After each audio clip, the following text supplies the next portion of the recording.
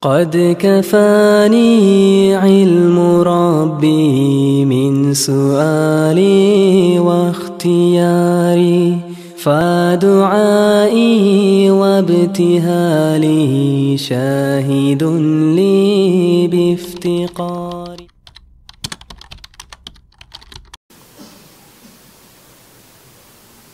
Itu habaib itu kan anak cucu Rasulullah. Kita wajib menyayangi mereka itu.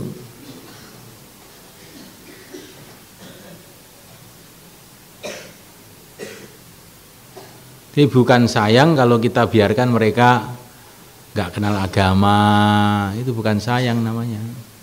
Sayangnya itu yaitu dengan mereka diajak dakwah, diajak ngaji, gitu.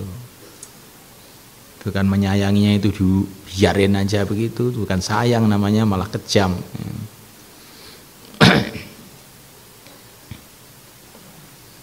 Walaupun umpamanya habaib itu nakal umpamanya, kita tetap harus sayang aja.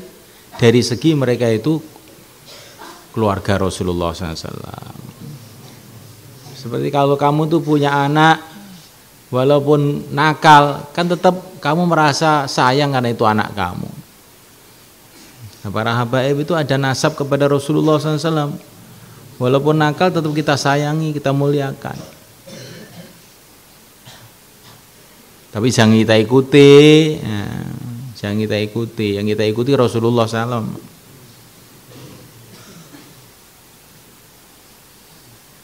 Menyayangi keluarga Nabi itu termasuk bagian daripada asbab hidayah.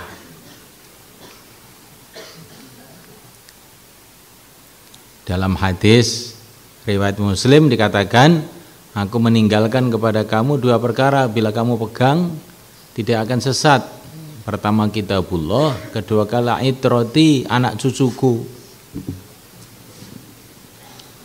Jadi menyayangi anak cucu Rasulullah, menyayangi habaib itu bagian dari asbab hidayah itu. Karena orang sudah tidak menghormati anak cucu Rasulullah itu berarti ya kecintaannya kepada Rasulullah cacat itu berarti. Tapi sekali lagi saya ingatkan, bukan menyayangi itu berarti terus mengikuti yang salah, enggak. Anak cucu Rasulullah itu juga ada yang baik, ada yang nakal, tapi tetap kita sayangi aja. Caranya menyayangi diajak beragama, ajak keluar. Nah, ini santri-santri yang habaib kan banyak sekarang. Itu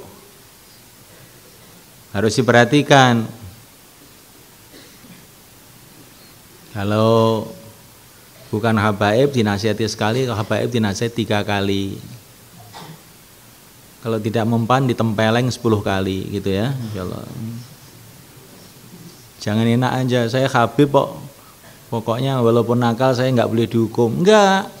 Orang itu kalau mulia hukumannya harus tambah besar. Iya.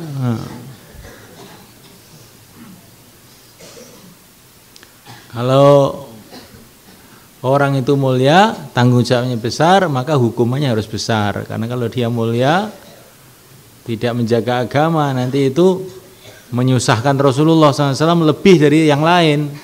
Maka harus dikencengi.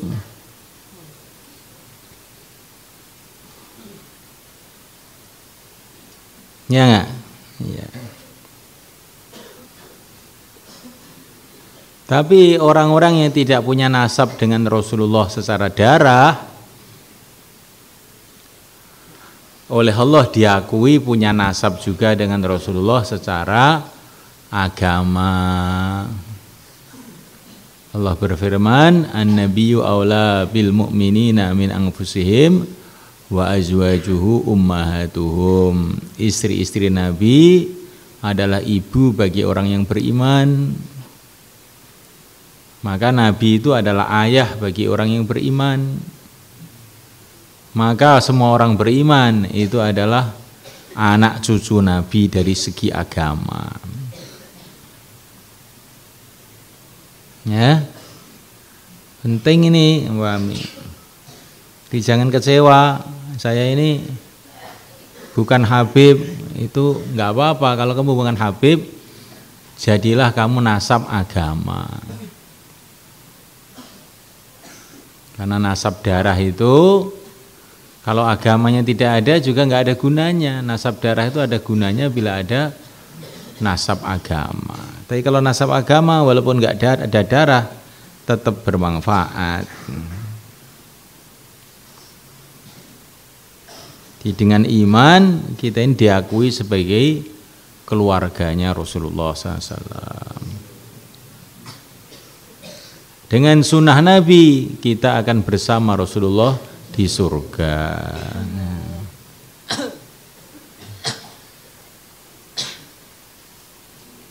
Tapi ini pun jangan kemudian kita mengingkari kemuliaan anak cucu Nabi. Kita harus memuliakan mereka, menghormati mereka karena mereka punya hubungan darah dengan Nabi. Tapi hubungan darah itu tidak bisa jadi alasan untuk meninggalkan agama. Justru ada hubungan darah dengan Nabi itu harus lebih kenceng gitu.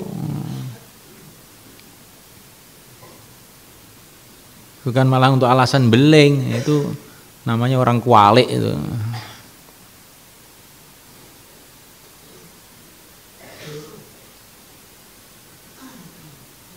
Kayak itu teman. Jadi ini termasuk ayat yang memerintahkan kita untuk mencintai kerabat Nabi. Sekarang Nabi itu juga punya pewaris-pewaris, al-ulama warasatul anbiya, itu para ulama. Maka kita ini pun harus juga menghormati keluarganya para ulama. Dari segitu, ini bagian dari kecintaan kita kepada Nabi, menghormati keluarga Nabi. Sebagai tanda kecintaan kita kepada waris-warisnya Nabi, yaitu para ulama, mencintai keluarganya. Tapi mencintai dengan cara positif. Jangan mencintai dengan cara yang negatif. Kamu mencintai anak kamu, anaknya minta baygon dikasih minum. Oh, itu bukan cinta. Saya sayang anak loh Pak, nah, dia minta baygon ya saya kasih 1 liter. Nah, itu bukan sayang namanya. Ya.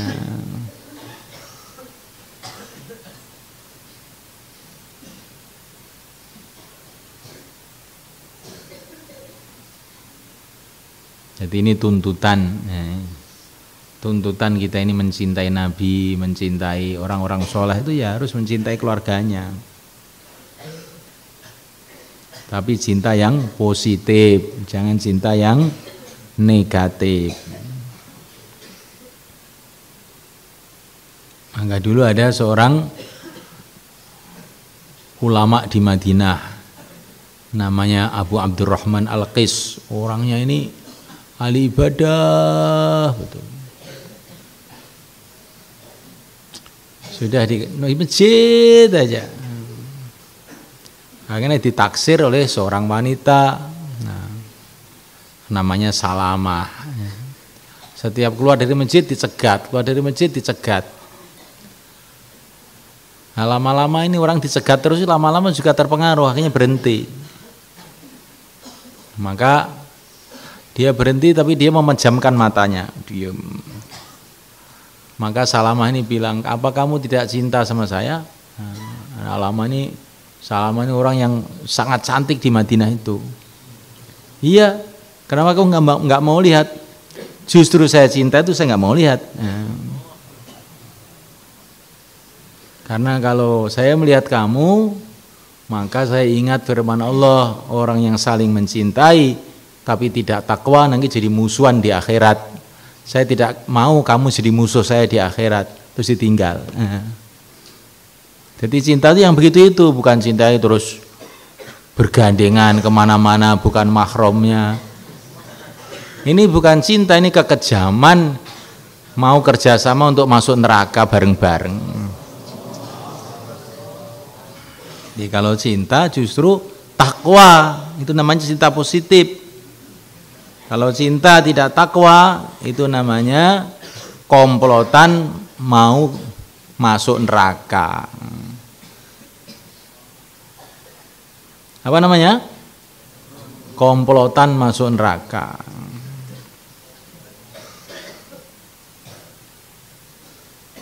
Ini dengar betul ini. Kenapa saya bilang gitu? Kalau ini saya ini sudah tua, sudah nggak mikir-mikir begitulah. Ini kamu ini yang muda-muda ini, kadang-kadang pikirannya itu kira-kira loh ini. Saya tidak suudon sama kamu ya. Suul yakin bukan suudon ya.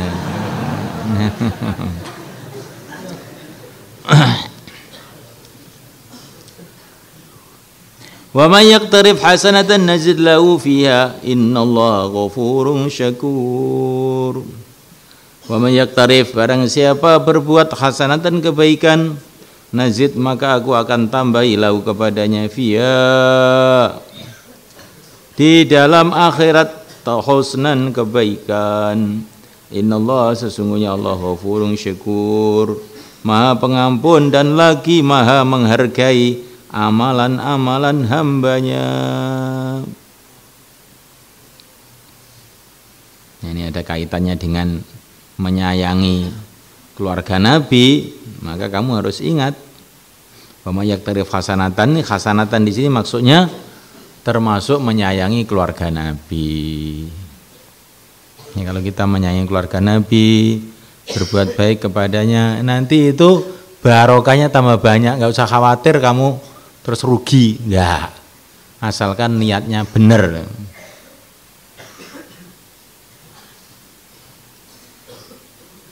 Kalau kita mencintai keluarga Nabi, menyayangi keluarga Nabi itu, nanti kita akan ditambah-tambah kebaikan oleh Allah.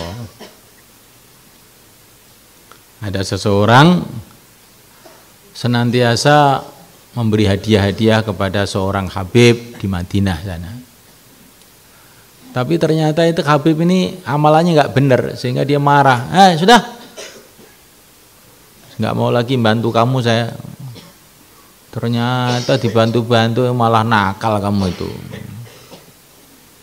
Akhirnya dia mimpi jumpa Nabi.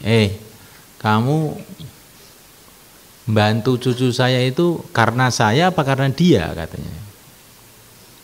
Ya karena engkau ya Rasulullah. Kalau karena saya, ya terus saja bantu. Kalau karena dia ya terserah kamu. Maka akhirnya dia kembali kasih hadiah lagi sama Habib tadi. Habibnya heran, kamu kelihatannya sudah marah nggak mau bantu saya, kok sekarang bantu lagi, kenapa? Karena saya ini mimpi jumpa Nabi, ditanya kamu bantu sama cucu saya itu karena dia apa karena saya? Saya jawab karena engkau ya Rasulullah. Kalau karena saya ya terus aja. Loh, Rasulullah berarti tahu kalau saya nakal ya? Iya. Tobat. Akhirnya Habib itu tobat. Ya gitulah, orang itu kalau niatnya baik itu ya, walaupun buat kebaikan pada orang nakal, kalau niatnya itu betul-betul lurus karena Allah dengan Rasulnya, bisa-bisa yang dibantu terus tobat. Tobat. Nah, gitu.